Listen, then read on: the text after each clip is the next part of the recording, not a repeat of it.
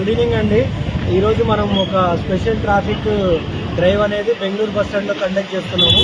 So main ఈరోజు మనం చేయడానికి కారణం ఏంటంటే, మార్నింగ్ చూసుకున్నట్టయితే మన ముదివేడ్ లిమిట్స్లో రోడ్ యాక్సిడెంట్ అయింది.